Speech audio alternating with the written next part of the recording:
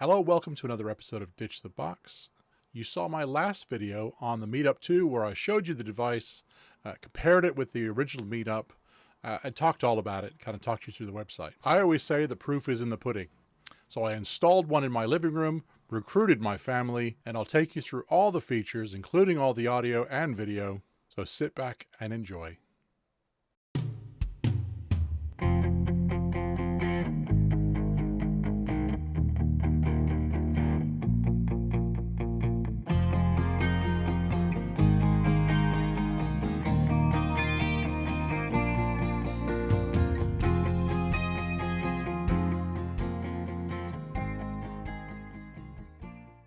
Hello, welcome to Ditch the Box. I'm going to do a second video on the Meetup 2. You saw my previous video where I just walked you through the attributes of the device, showed you the device and compared it to the original Meetup from Logitech.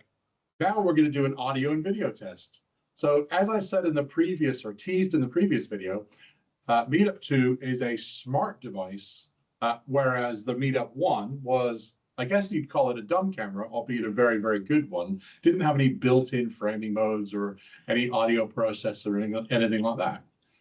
With Meetup 2, effectively think about it as a USB version of the Rally Bar Huddle. It has all of the different right sight and right sound video and audio processing capabilities of that solution. So I'm joined in a Teams meeting and I'm recording that Teams meeting. I've turned off all of the Teams voice isolation and noise cancellation technology because I want to use the raw audio from the bar itself, which is on a shelf below my screen up there. So as I said, Meetup 2 has some great video processing capability. So now we're in the widest shot. It's just backed completely out, but I'm going to be using the Sync Cloud application to actually adjust settings in real time. So I've just enabled right sight 2. This is grid view. But first, I'm going to go over to group view. So group view should actually, in a second, find the whole group and frame us in that one shot, right? So you got Grace, myself, Madeline, and my wife, Tammy. Now we're going to move over to speaker view. So with speaker view, what it's going to do is try and focus on the dominant speaker. So if I speak long enough, it should just go ahead and frame me. Now, if I have another volunteer that wants to start talking. Hi, I'm Madeline, and so now I'm speaking, the camera will move on to me and my dad, so we can have a little conversation because it doesn't know which one will speak. Great, okay. Now, if somebody else wants to talk. Hi, I'm Grace, and I'm over here, so the camera should move over here, maybe. Yeah. Yeah, so it's now doing a three-person conversation because we've all been speaking recently. Yeah. But if one of us stops talking, it should actually just park on the one person. It should probably just naturally frame over to me. Now, if Tammy starts to talk. Hi, I'm Tammy, and I'm here in my living room. I don't know what else to say, but hello, everybody. Right, so now I've activated grid view. So what it should do is find the four of us and give us each a box. So for meeting equity, you at home see a nice close-up shot of all four of us in this room. Oh, also for perspective, we're all about 3.5 meters away from the bar itself. Right, so the other thing I wanted to demonstrate is the audio processing capability. So right sound has been around for quite a long time. We've got some algorithms that try to do the best for the room itself to try and do things and adjust the sound accordingly to what's going on.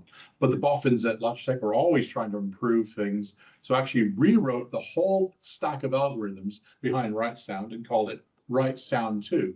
So now they do great things with echo suppression. There's not a lot of echo in this room. There's carpet and a big rug on the floor, as you can see, but there is a hard ceiling. There's no glass walls or anything, but there's not a lot of echo.